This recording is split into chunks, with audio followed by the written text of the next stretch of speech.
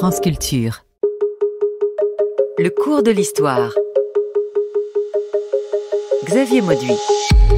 La Russie dans le Caucase, histoire d'une mosaïque de frontières entre la mer Noire et la mer Caspienne. Le Caucase est une région marquée par ses montagnes. Elle se trouve au carrefour des empires. En aucun cas, cette région est appelée à être de manière naturelle, avec des guillemets bien sûr, une frontière de la Russie.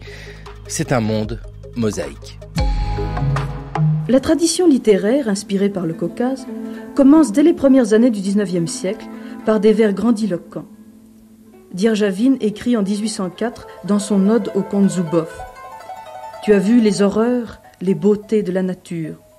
Coulant des arêtes de montagnes effrayantes, des torrents furieux plongent en mugissant dans les ténèbres des abîmes. » 10 ans plus tard, Joukovski décrit lui aussi en vers les montagnes d'une beauté effrayante et majestueuse et peint dans ce décor des indigènes farouches qui ne rêvent que chevaux, armes et embuscades. En 1963, Geneviève Joannet qui présentait le Caucase, Geneviève Joannet, traductrice de Solzhenitsyn, notamment spécialiste du monde russe.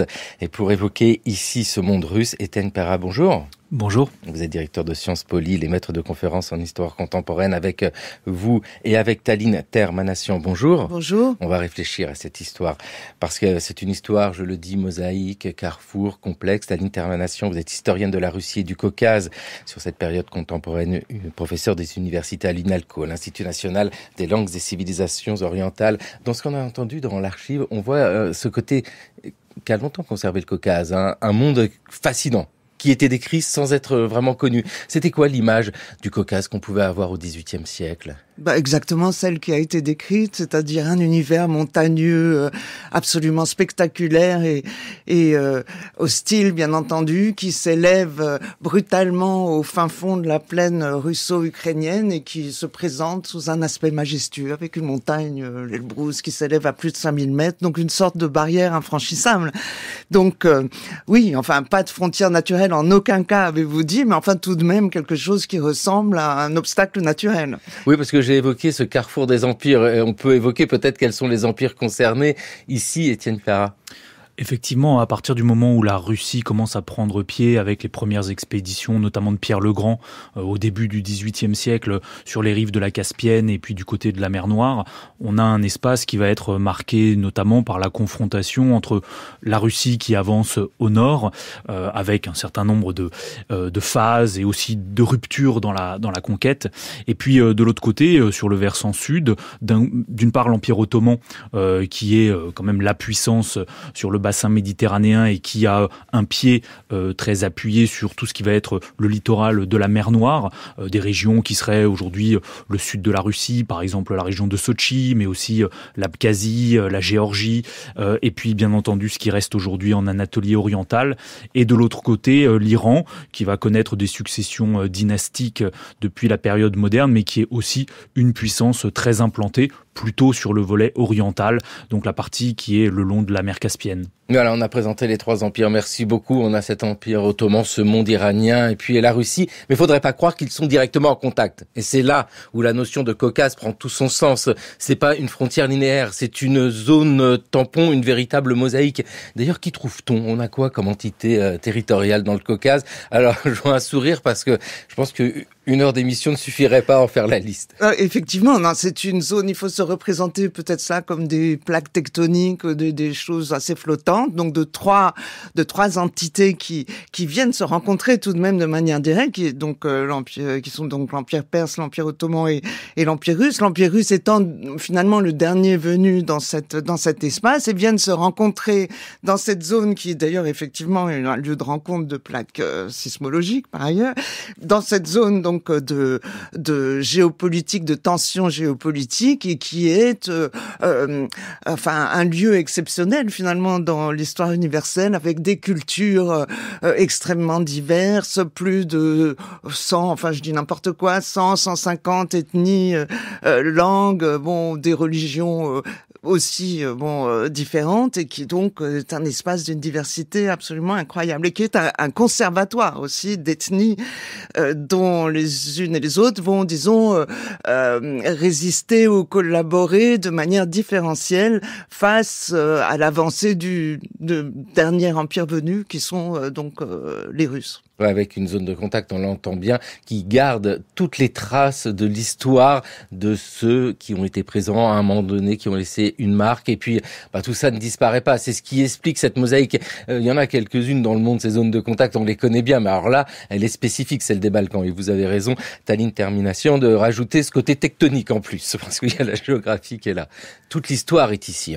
Et je pense que toute personne qui va à l'heure actuelle dans un certain nombre des villes du Caucase se rend compte, malgré tout ce qui a pu se passer au XXe siècle et certaines formes d'effacement de l'histoire antérieure, de restes qui viennent rappeler une diversité qui était la diversité nationale, linguistique, religieuse, qui a été progressivement perdue du fait de la mise en place d'États plus nationaux au XXe siècle, mais qui est quand même là, et de rappeler que la capitale de la Géorgie au XVIIIe siècle, au XIXe siècle, est une ville qui est quand même peuplée par une majorité d'Arméniens, une majorité aussi de populations qui peuvent être des populations musulmanes, dont on ne retrouve plus vraiment trace aujourd'hui, mais c'est quand même des choses qui s'inscrivent dans cette longue durée de l'histoire du Caucase. Eh ben oui, parlons des religions justement, parce que les traces laissées par l'histoire, bien souvent, traversent la culture, on le sait bien. La religion, c'en est un bon indicateur dans le Caucase. On va retrouver toutes ces religions, parce que on évoque ces différents empires, que ce soit la Russie au nord, l'Empire ottoman et ce monde iranien.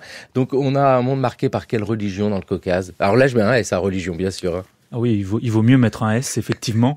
Ce qu'on peut dire, c'est qu'on a plusieurs religions, alors principalement, on pourrait dire l'islam, et puis un certain nombre de variétés du christianisme. Donc dans tous les cas, il faut mettre, même au sein de chacune de ces religions, des pluriels, parce qu'on a des réalités différentes. Si on prend le cas du christianisme arménien et géorgien, pour prendre les deux principaux groupes du Caucase du Sud, sont très marqués par leur conversion dès le IVe siècle au christianisme. Alors avec des particularités qui resteront, qui feront que le christianisme peut autant rapprocher que parfois séparer autour de clivages, de débats théologico-politique dès le Moyen-Âge, mais c'est un élément qui va quand même être très fort, qui va d'ailleurs s'articuler avec les questions aussi de littérature, d'usage de la langue, de l'écrit, et puis de l'autre côté, toute une diversité de populations qui seront plutôt des populations musulmanes, d'ailleurs du côté du Caucase du Nord et puis du Caucase du Sud, mais avec là encore une diversité de pratiques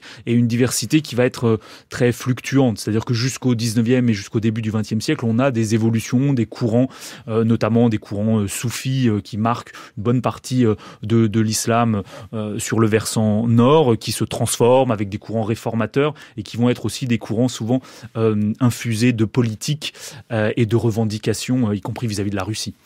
Comme les fameux mourides dirigés par le célèbre imam Shamil, qui donc en tant qu'imam est à la fois un chef religieux, mais va se révéler également être un chef de guerre et le chef de file de l'insurrection militaire des peuples du Nord-Caucase lors de la conquête russe, jusqu'à sa reddition en 1859.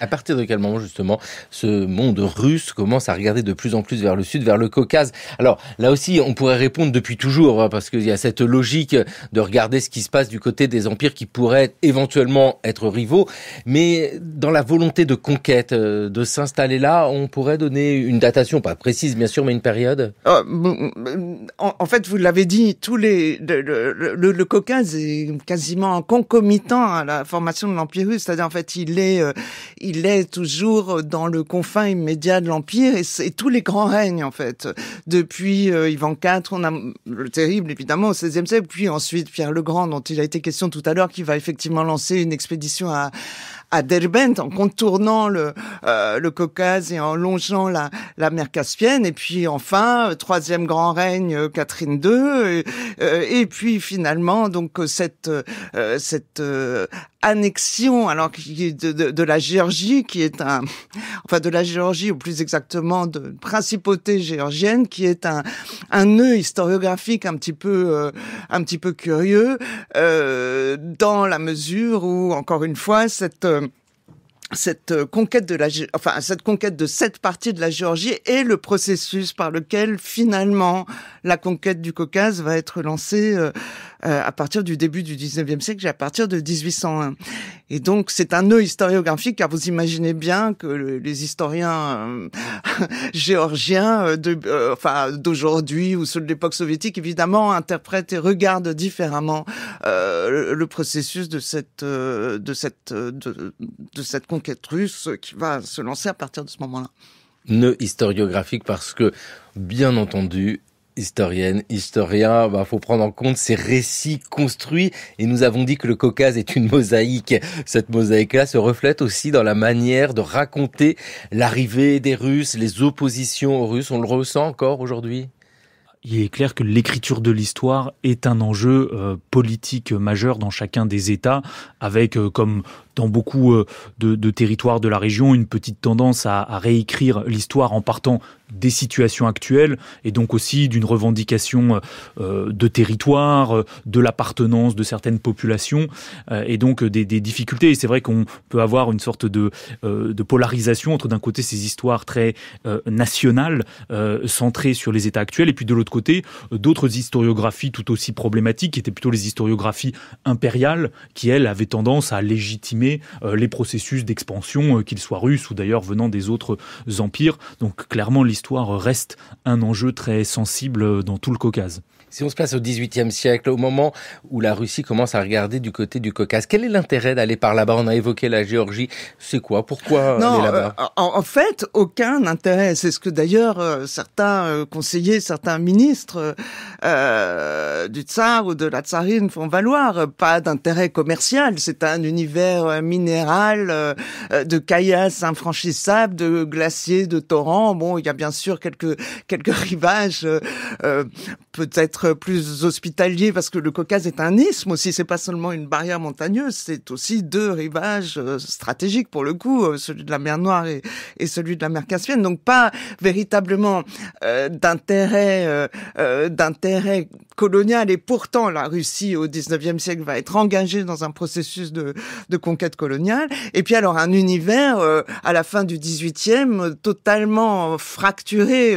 Étienne Perrat a parlé des historiographies nationale et de la réécriture de l'histoire après ce processus, mais à la fin du XVIIIe, nous avons affaire à des principautés de diverses obédiences, les unes soumises à l'Empire ottoman, les autres à l'Empire perse, les unes musulmanes, les autres géorgiennes, et même les principautés géorgiennes sont rivales entre elles. Et donc, dans cet univers, de principautés rivales, vous imaginez bien que tout un chacun peut imaginer de jouer un certain nombre de jeux et donc ces jeux vont être poussés à un moment donné à l'avantage de la Russie parce qu'elle trouve disons un intérêt, parce qu'il y a eu une sorte d'intérêt stratégique à cette conquête du Caucase, ou en tout cas les circonstances. Moi j'irais plutôt du côté des circonstances de l'époque qui ont entraîné la Russie, alors pour le coup, dans une sorte de fatalité de la conquête. Mais il faut dire aussi que cette conquête du Caucase s'inscrit dans un processus plus large qui est l'achèvement de l'Empire russe, qui quand même, dans le dernier tiers du XIXe siècle, va aboutir à sa plus grande expansion avec la conquête de l'Asie centrale. Donc tout ça s'inscrit aussi dans le grand jeu, dans toutes sortes de choses. Bon, le Caucase est un univers de lutte microscopique, mais il faut aussi voir les choses de très haut. Oui, c'est très important, cette extension russe, on le voit bien au XVIIIe siècle, à l'ouest, du côté de la Pologne, oui, vers l'Ukraine, et puis aussi, il faut jamais l'oublier, du côté de l'Est, vers la Sibérie. Centrale, mais c'est plus tard, c'est dans le dernier tiers du XIXe siècle. Avec cette zone du Caucase qui est intéressante au moment de réfléchir à la notion même de frontière, parce que, Étienne Perrat, vous le disiez, État-nation, non, on n'y est pas encore aujourd'hui, les États-nations fonctionnent bien dans notre imaginaire avec des lignes précises pour faire la limite des États. Nous ne sommes pas dans cette réflexion. On peut dire que le Caucase, c'est une zone tampon pour éviter que ces grands empires que nous avons cités ne soient directement en contact. Oui, et à partir des années 1810, 1820, les contacts quand même directs se font et on voit bien ce que ça va pouvoir entraîner comme tension, notamment à partir du moment où la frontière va quand même se stabiliser, notamment avec des traités qui sont signés autour de 1828-1829 entre la Russie, l'Iran et l'Empire ottoman, où là on commence à voir se dessiner ce qui serait aujourd'hui des éléments de frontières actuels, par exemple entre la Géorgie et la Turquie, ou entre l'Azerbaïdjan, l'Arménie et l'Iran. Donc là on commence à avoir certains tracés qui se dessinent. Et en fait ce qu'on observe en parallèle, c'est une stabilisation qui va se faire sur à peu près un siècle, avec quand même des conflits qui vont revenir entre les empires, et puis en même temps des formes de construction de pouvoir au sein de chacun de ces empires, et en particulier si on prend le cas russe, c'est ce que Taline Termination a évoqué à l'instant, les relations conflictuelles qui peuvent exister avec les Ottomans et les Iraniens se combinent avec tout un processus de conquête de l'intérieur et notamment de ce qui va être plutôt le versant du Caucase du Nord avec des conflits dans les années 1830, 1840, 1850 contre un certain nombre d'acteurs politiques en révolte, plus ou moins affirmés contre les autorités. Et parfois les deux vont se connecter. Et ça, c'est ce qu'on observe notamment du côté de la mer Noire avec certains acteurs qui vont pouvoir nouer des alliances avec les Ottomans. Par exemple, dans les années 1830, on a dans un groupe qu'on va appeler les Tcherkesses ou les Circassiens à l'époque, qui vivent plutôt du côté ouest du Caucase, un intérêt très fort, par exemple des Britanniques, pour cette force des Tcherkesses et qui semblent capables de contrebalancer l'influence russe. Et de même, les Ottomans vont nouer avec eux certains liens, ce qui va amener après la victoire russe autour des années 1850-1860 aussi à un exode de certaines de ces populations vers l'Empire ottoman. Si on regarde la carte aujourd'hui du Caucase, déjà on se dit c'est compliqué. Il y a la Russie au nord, Turquie, Iran un peu plus au sud, et entre les deux, il y a 3 pays. En fait, c'est pas compliqué, 3 pays. Il y a la Géorgie, il y a l'Arménie et l'Azerbaïdjan. Mais ça cache une réalité beaucoup plus complexe, c'est-à-dire que à l'intérieur même du sud de la Russie, vous avez plein d'entités, et même à l'intérieur de la Géorgie, on a le reflet de ce qu'on évoquait en début d'émission, toutes ces traces du passé. Ces 3 pays d'aujourd'hui ne reflètent pas la réalité de la mosaïque qu'est le Caucase. Oui, alors les 3 pays que vous avez mentionnés, c'est le Caucase qu'on appelle le Caucase du Sud, qu'on appelle également ou qu'on appelait également la Transcaucasie, mais le terme de Transcaucasie est maintenant connoté connoté de russisme, si vous comprenez ce que je veux dire. Je comprends. Et donc, oui, ce Caucase du Sud est quand même porte encore des traces de cette ancienne diversité, mais Étienne Perret a bien mentionné que les 3 républiques telles qu'elles apparaissent aujourd'hui sont le fruit d'un long processus, je vais prononcer le mot horrible, d'ethnicisation, c'est-à-dire que la nationalité titulaire s'est renforcée au fil du temps, y compris d'ailleurs en Géorgie, mais laquelle Géorgie a quand même aussi hors de son contrôle actuel un certain nombre de territoires séparatistes qui précisément formaient l'intégrité supposée de cette Géorgie au début de l'époque soviétique. Mais on en trouve encore des traces dans les années 90. Certains voyageurs racontent que 1990 rencontre encore dans certains villages arméniens des résidus d'établissements cosaques.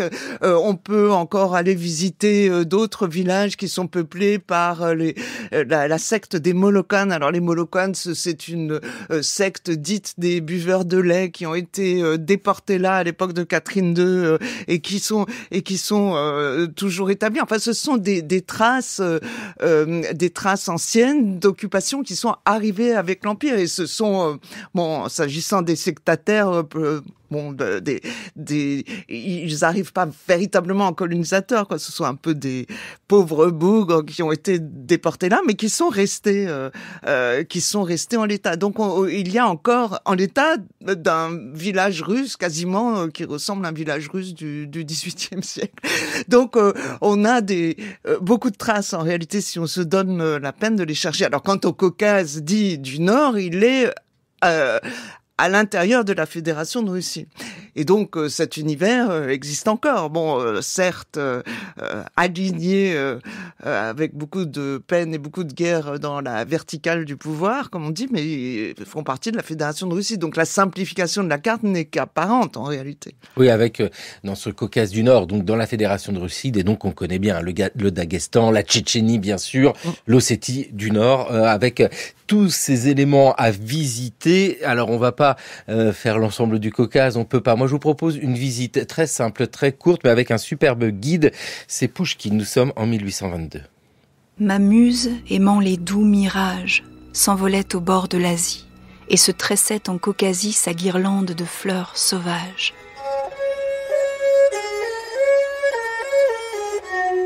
Elle goûtait l'âpre tenue de peuples grandis au combat. Elle aimait les postes guerriers, les fortins, les calmes tombeaux, les affres du cosaque altier. Pleine de souvenirs, peut-être se plaira-t-elle à nous transmettre les dits du Caucase effrayant, la geste d'un pays lointain, Mtislav et les Russes traîtresses, les Russes mourant sur le sein de géorgiennes vengeresses. Je dirai l'instant glorieux où, flairant la guerre fatale, au Caucase sélicieux, vola notre aigle bicéphale, où, sur le Terek blanchoyant, pour le premier affrontement, le tambour russe retentit, quand de Tsitsianov bouillant parut au front le chef hardi. Kotliarevski, héros, fléau de ces lieux, je dirais ta gloire, lorsque, telle une trombe d'eau, ta venue, autre peste noire, broyait et réduisait ces terres. Mais gare, l'Orient s'embrase, courbe ton chef neigeux Caucase, et soumets-toi, Yermolov vient, le glaive russe a tout conquis.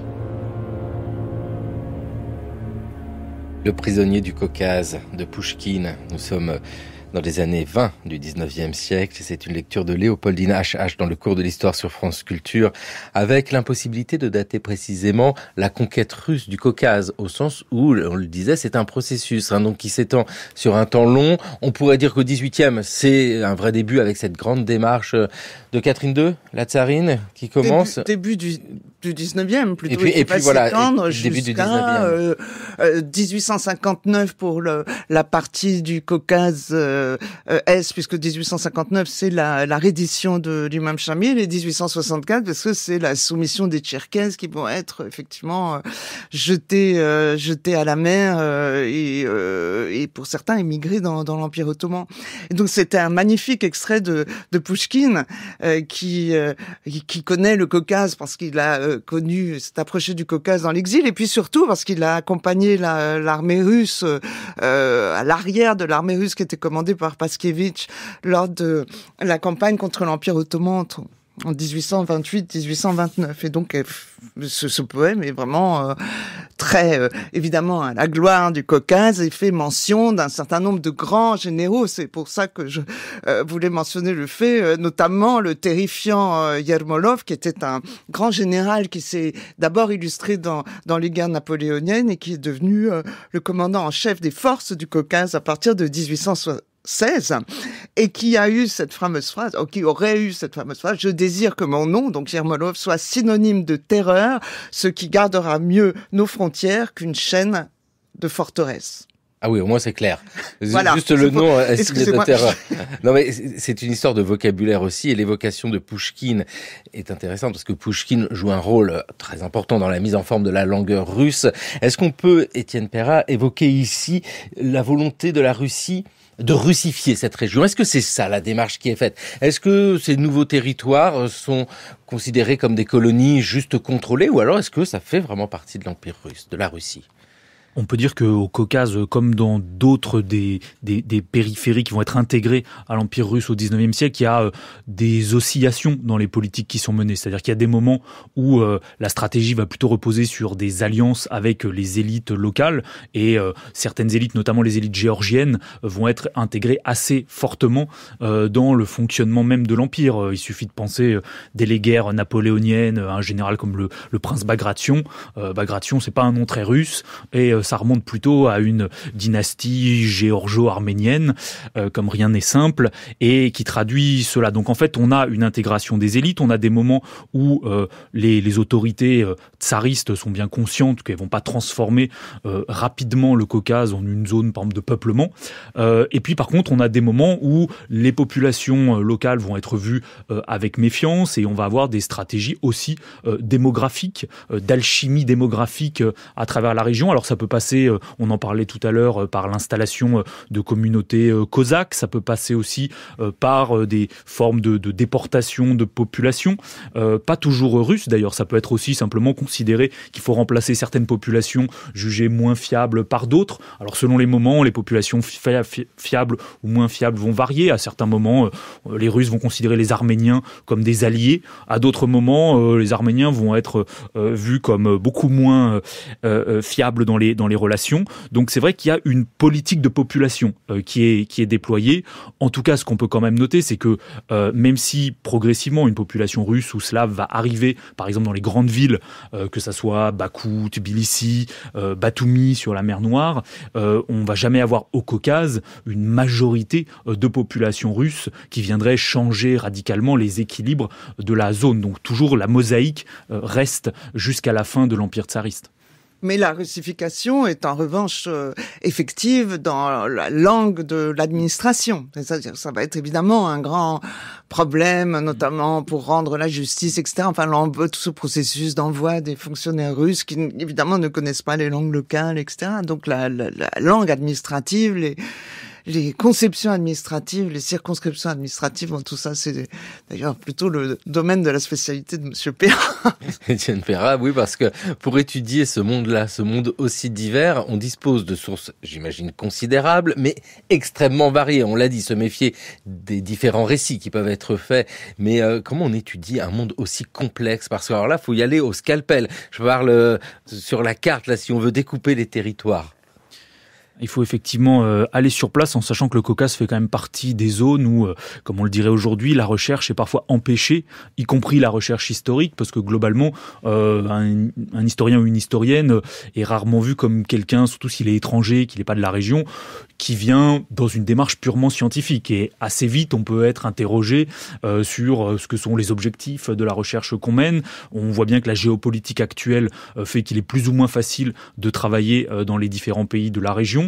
Quand on est notamment un chercheur ou une chercheuse française, le fait d'aller en Azerbaïdjan, en Arménie, c'est pas tout à fait la même chose en termes de capacité de travailler. Donc c'est vrai que on sent toujours à la fois la dimension politique dont on parlait tout à l'heure, le fait que les sources sont aussi marquées par cette histoire. Donc on peut trouver des sources qui sont elles-mêmes héritées des empires, que ça soit tsaristes ou soviétiques, mais qui du coup sont aussi ont une empreinte qui traduit ce qu'étaient les rapports de force, la russification dont on parlait à l'instant, qui vont donner un point de vue qui est celui du pouvoir. Et comme dans beaucoup de régions du monde, il est toujours plus difficile d'avoir accès à des sources qui seraient plutôt celles qui traduisent la vie, soit des populations locales, des points de vue, on pourrait dire, subalternes sur la manière dont se font les choses. Et c'est vrai que le morcellement qui reste de la région est un obstacle peut-être particulièrement fort au Caucase. Et puis il faut voyager, parce que les décisions sont prises dans les capitales de ces empires. Donc il y a Moscou, alors c'est quoi, c'est Téhéran pour l'Empire ottoman, c'est Constantinople ou Ankara.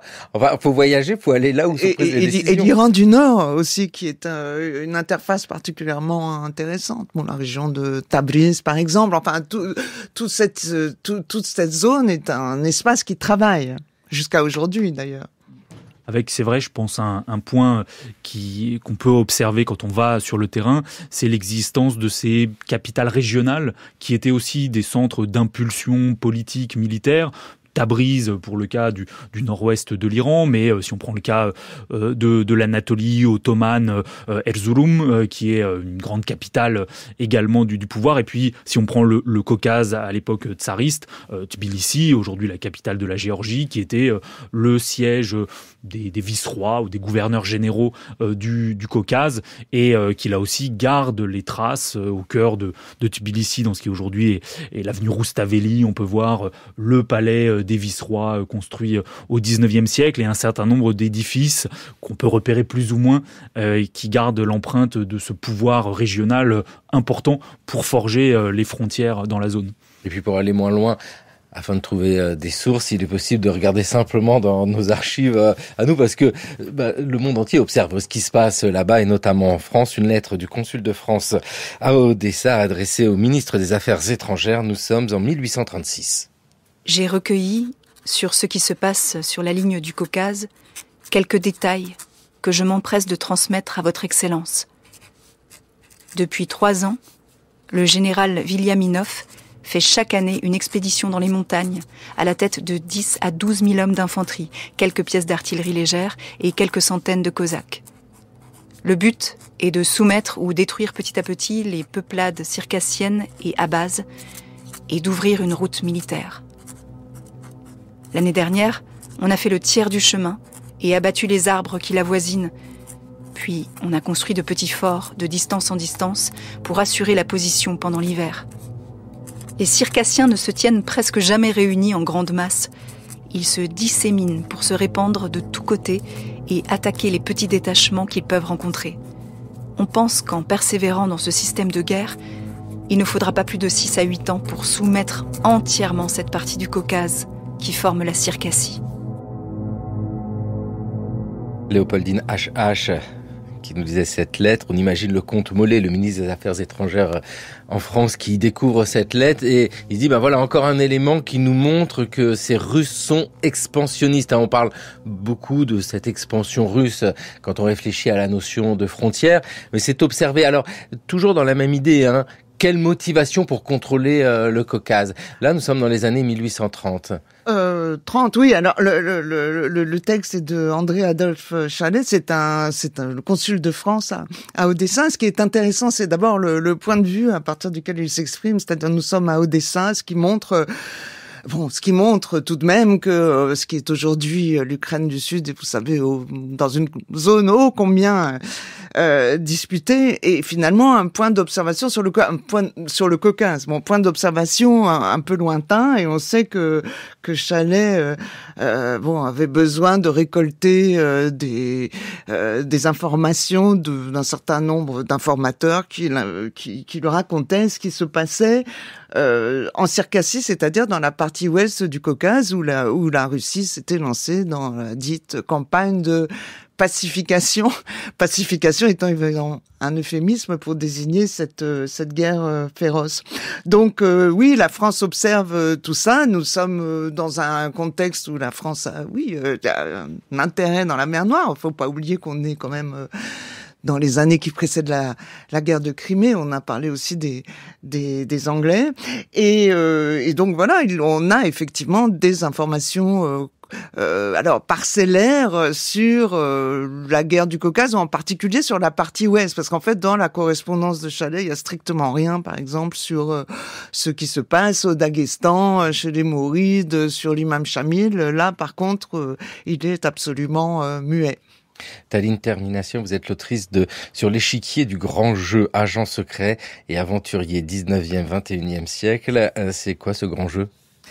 Le grand jeu, c'est ça, c'est un vaste sujet. C'est la rivalité géostratégique qui oppose tout au long du 19e siècle l'empire russe, dont nous sommes en train de disséquer les frontières, et l'empire britannique qui domine alors l'ensemble du sous-continent indien. Et donc cette rivalité stratégique va aussi générer un certain nombre de frottements, mais alors également au Caucase, mais le Caucase est un petit peu périphérique, mais surtout dans la zone centrale du grand jeu qui est l'Asie centrale, l'Afghanistan et même les territoires plus à l'est. Et voilà, c'est pour ça que les bornes chronologiques de votre ouvrage nous conduisent jusqu'au 21e siècle. On sait bien qu'on en a besoin tellement pour décrypter l'actualité. Avec ici donc cette avancée, on va dire, de l'Empire russe vers le sud, donc dans le Caucase.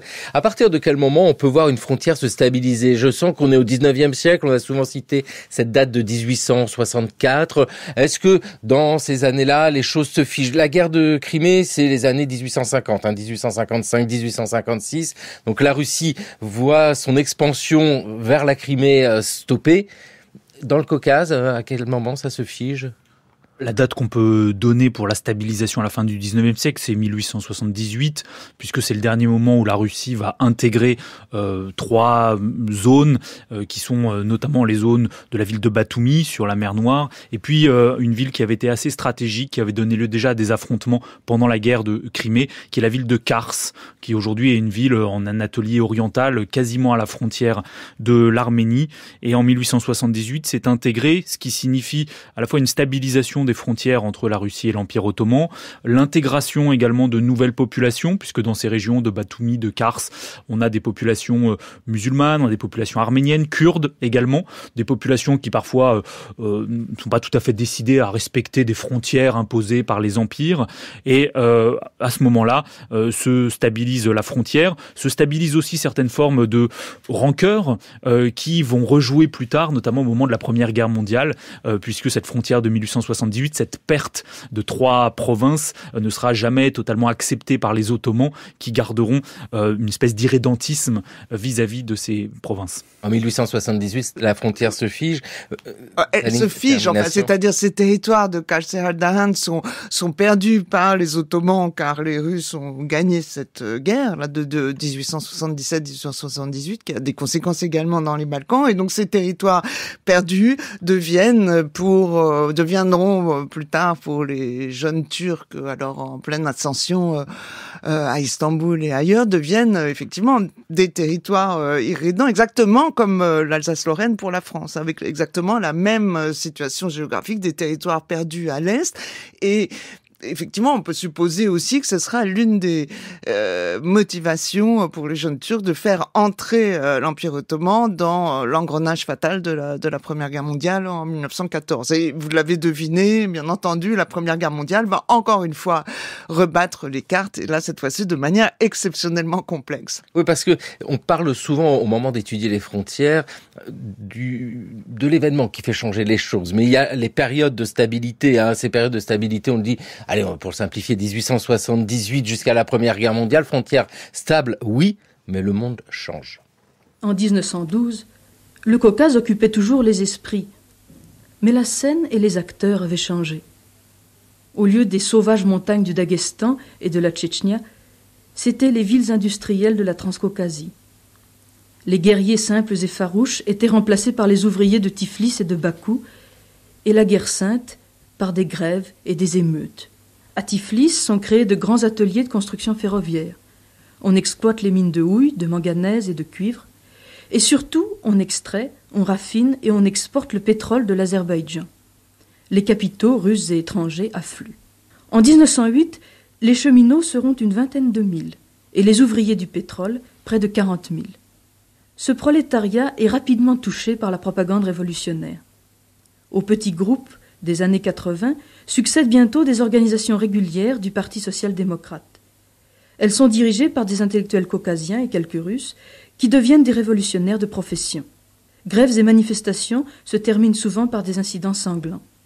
Non seulement toutes les grèves qui agitent la Russie ont leur écho au-delà du Caucase, mais les ouvriers caucasiens se montrent plusieurs fois à l'avant-garde de la lutte ouvrière. On a retrouvé Geneviève Johannet ici qui nous parlait de ce monde du Caucase en 1912 avec un vocabulaire qu'on n'a pas utilisé jusqu'alors, et c'est normal, on voit bien avec ces mots de prolétariat, d'industrie, que le Caucase change. Et ça, c'est toujours intéressant pour réfléchir aux motivations de la domination d'un territoire. Étienne Perrat, vous êtes l'auteur de l'histoire du Caucase au XXe siècle, publié chez Fayard, avec ici un monde qui a changé, qui devient intéressant. Il y a eu le mot pétrole à un moment. Effectivement, il faut commencer à le prononcer quand même à partir des années surtout 1870-1880, avec une industrie pétrolière qui est en plein essor, qui repose à la fois sur des producteurs locaux. Il y a des gens qui trouvent des geysers dans leurs champs et qui en remplissent des bidons, mais il y a aussi des acteurs internationaux, notamment la famille Nobel, dont une partie des frères s'installe sur place, développe une activité très importante, et à travers ces questions de production production émergent aussi des enjeux de distribution, de commercialisation. On est à l'époque où, au même moment, aux États-Unis, des entreprises et des majors comme la Standard développent leur production. Donc Bakou, qui jusqu'à présent n'était pas une ville qui avait attiré énormément d'attention, devient un centre de pouvoir économique, un centre aussi de migration avec des travailleurs qui arrivent à la fois de la région, par exemple des travailleurs arméniens qui vont arriver et vont constituer une partie importante des faubourgs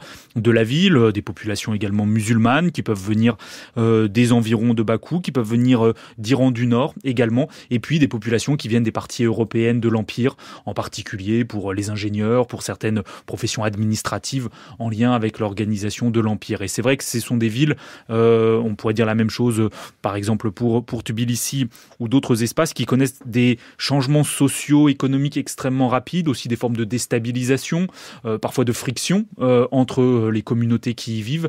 Et c'est vrai qu'autour de la première révolution russe de 1905 et quelques années auparavant déjà, des grèves, des affrontements, des émeutes vont avoir lieu à la fois contre les autorités tsaristes, mais en même temps aussi entre communautés, avec des formes de violence déjà très intenses autour de 1905-1906. Oui, il vient d'être fait allusion aux dites guerres arméno-tatares, comme on les appelait, c'est-à-dire ces affrontements qu'on nommerait aujourd'hui interethniques entre Arméniens et Tatars, qui est la manière dont on appelait les Azerbaïdjanais à l'époque.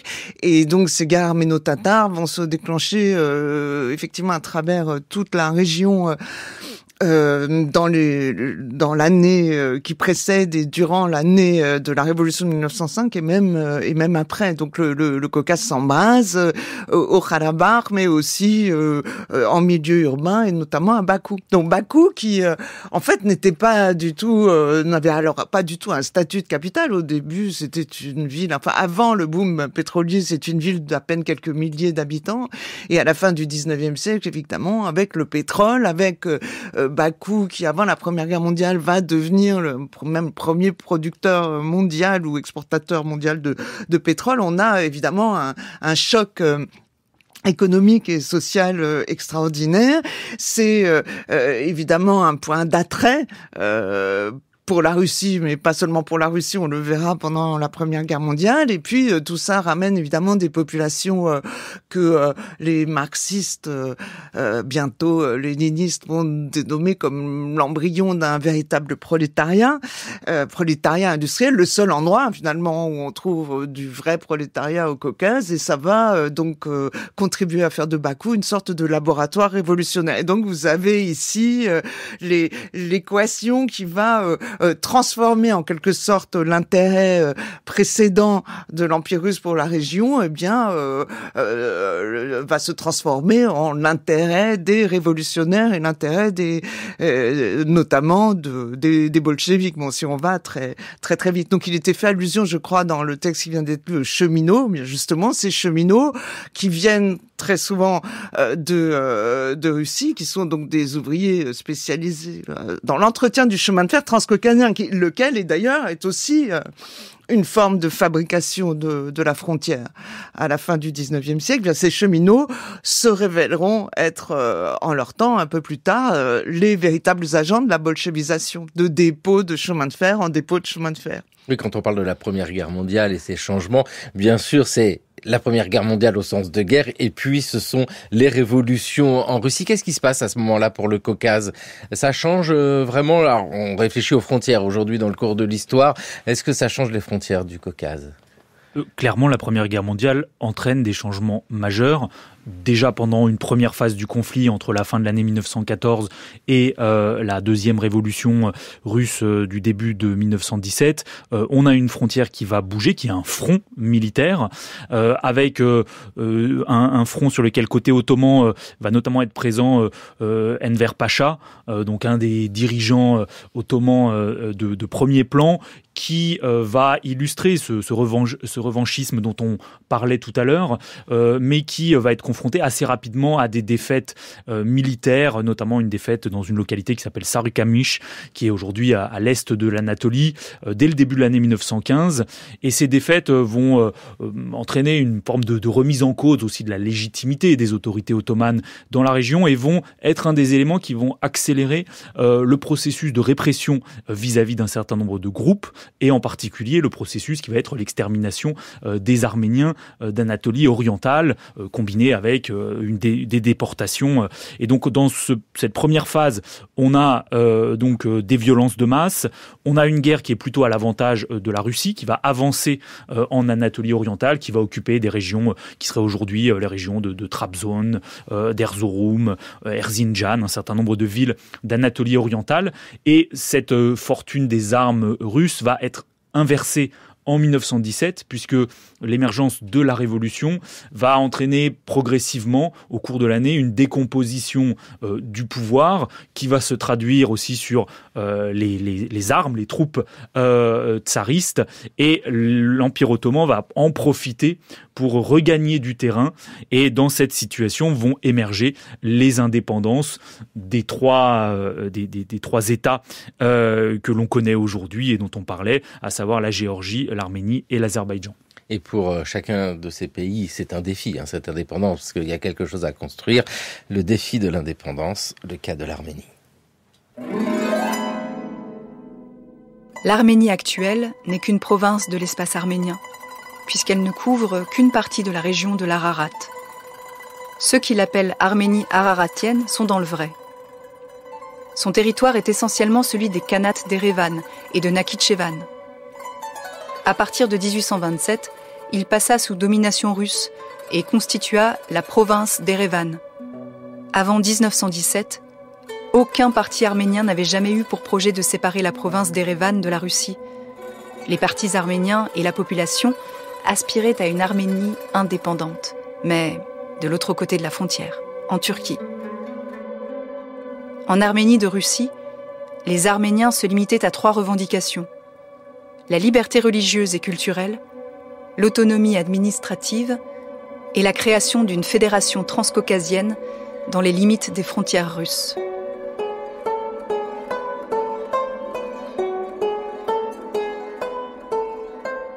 Léopoldine H.H. qui nous lisait un extrait d'un texte de Rouben Termination. Dites-nous, Taline Termination, c'est la famille ?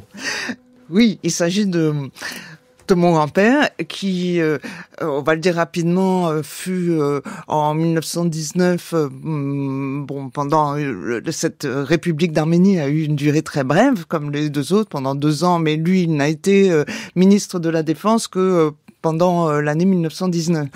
Et donc, dans ce texte, c'est extrêmement intéressant parce que Joupen, qui est donc un ancien révolutionnaire, qui a mené des bataillons Tachnak pour aller au secours des populations de l'Empire ottoman, de l'Empire ottoman, et qui lui-même est un révolutionnaire qui arrive de l'Empire russe, eh bien, Joupen donc explique ici quelque chose qui est très important. C'est d'abord donc l'impréparation totale, c'est-à-dire que l'idée de l'indépendance arménienne n'avait pas surgi dans l'esprit même des rangs de son parti.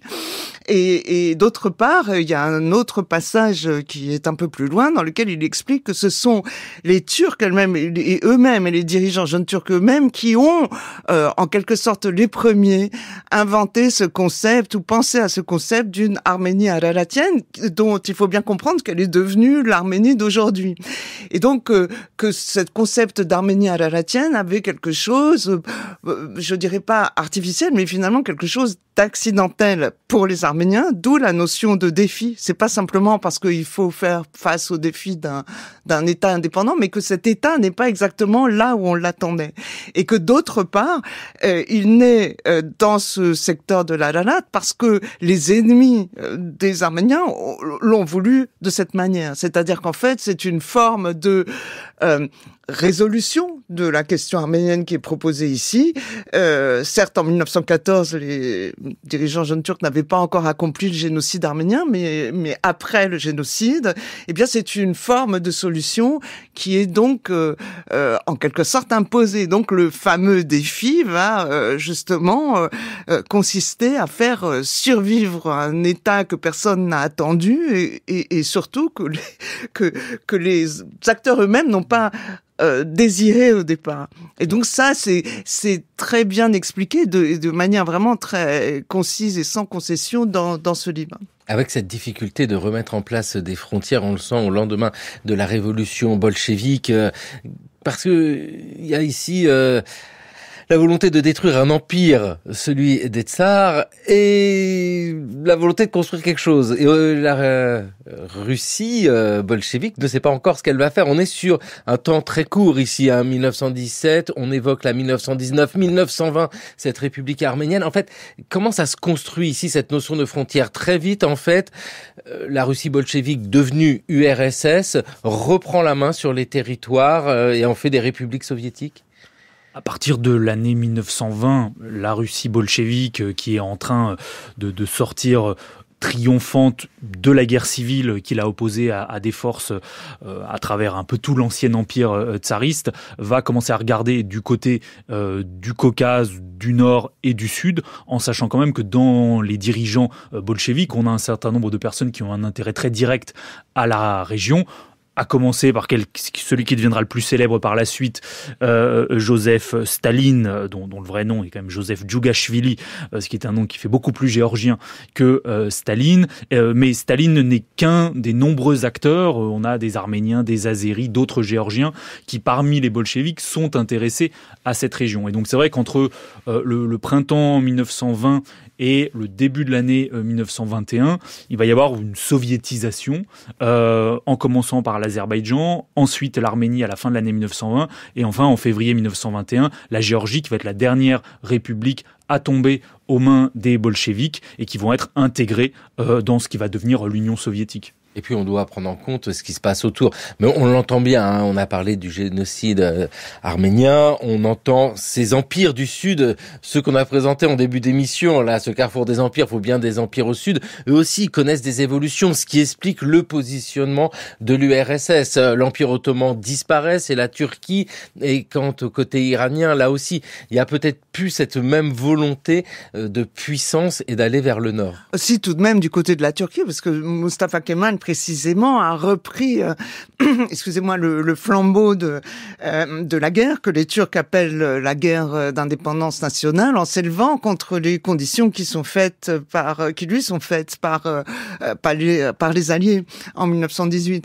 Et donc Kemal a repris la guerre et repris justement ces fameux territoires dont il était question tout à l'heure, les territoires de Kars et Ardayan. Et c'est ça, c'est en fait l'entente de facto pragmatique entre les bolcheviks, entre les soviétiques et les kémalistes, qui va aboutir à ces fameux traité de Kars, qui, alors pour le coup, on est un peu rassuré, là, on arrive au terme d'un processus, vont stabiliser cette frontière qui va devenir ensuite la frontière turco-soviétique, et qui sont des traités passés entre la Turquie kémaliste et chacune des trois républiques récemment soviétisées, mais encore réputées soi-disant indépendantes, mais plus pour très longtemps. Ce traité de Kars, c'est 1921. Est-ce qu'on peut dire que pendant la période soviétique, la frontière est figée?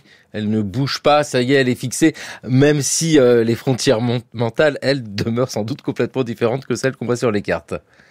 Effectivement, la frontière sur le XXe siècle extérieure de l'Union soviétique ne bouge pas, ce qui signifie pas qu'il n'y a pas des transformations, notamment parce que dans les années 1920, la frontière reste relativement ouverte. Donc il y a des circulations qui demeurent, qui peuvent être des circulations de travail, des migrations aussi de populations, on parlait des Kurdes tout à l'heure, certaines populations nomades qui continuent à passer de part et d'autre de la frontière, ce qui suscite une irritation croissante, notamment de la part des soviétiques, mais aussi des kémalistes, soviétistes et des autorités iraniennes. Et progressivement, à partir des années 30, avec le tournant de plus en plus autoritaire et totalitaire du côté soviétique, mais aussi des inflexions très autoritaires en Turquie et en Iran, la frontière va être de plus en plus fermée, même si en termes de visibilité et de visualisation de la frontière, il faut quand même attendre après la Seconde Guerre mondiale pour qu'on commence à voir la frontière autrement que comme des espaces où on va avoir à tel ou tel endroit un fleuve qui marquera le passage d'un État à l'autre, mais la mise en place par exemple de formes de clôture ou d'éléments physiques de la frontière, c'est beaucoup plus tardif que cette fin de Première Guerre mondiale. C'est après la Seconde Guerre mondiale, et bien nous sommes en 1947.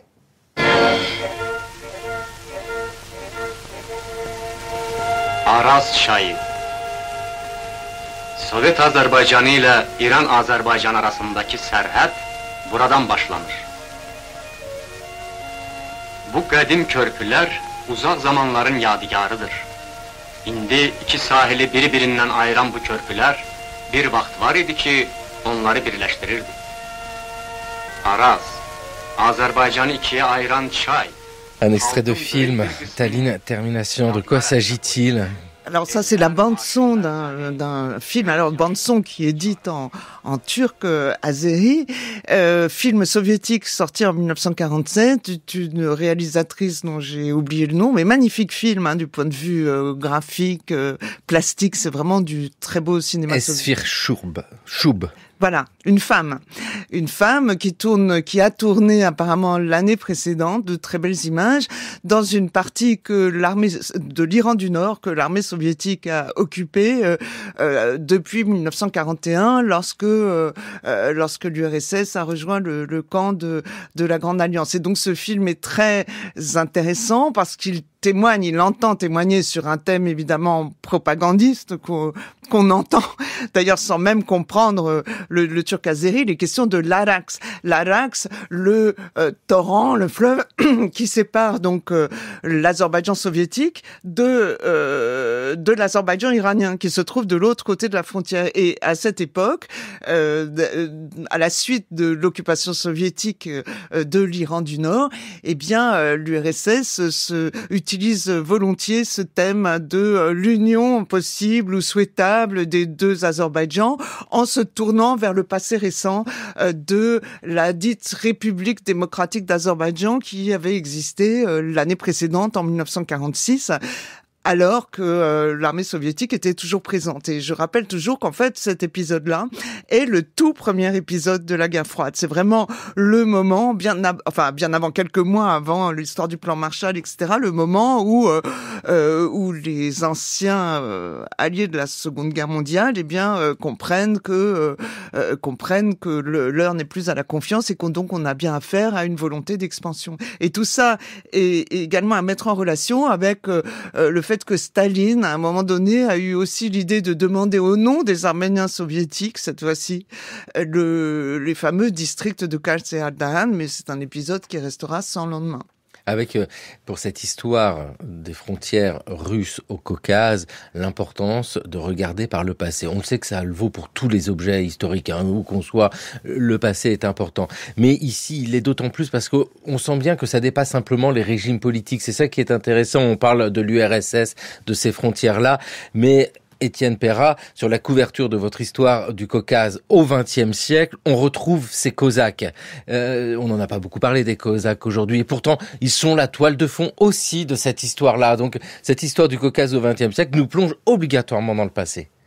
Je pense qu'on peut avoir des points de connexion qui renvoient à ce qu'on disait tout à l'heure avec le rapport écrit à Odessa. On a pas mal parlé dans les dernières années autour du conflit en Ukraine, de l'intervention de certaines troupes venant du Caucase du Nord. En fait, cette connexion entre le terrain ukrainien et le terrain caucasien, on peut en trouver de nombreux épisodes. On parlait de la guerre de Crimée. Pendant la guerre de Crimée, il va y avoir un intérêt du côté ottoman, français, britannique pour l'ouverture d'un front au Caucase du Sud et avec des batailles qui vont avoir lieu avec la volonté de faire des alliances de revers contre la Russie avec certains chefs, notamment Chamil dont on parlait tout à l'heure. Donc c'est vrai que cette connexion de terrain stratégique, politique, on l'observe, il y a des choses qui se rejouent indépendamment de la transformation des empires.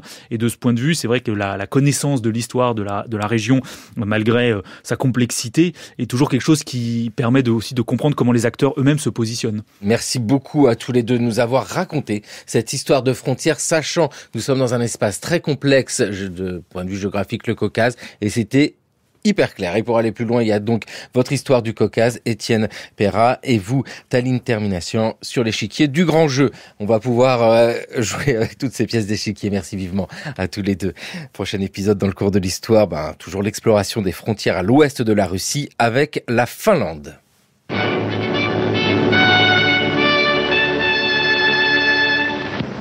Entre les lacs Onega et Ladoga, brise de la ville de Petroskoï, capitale de la Carélie orientale.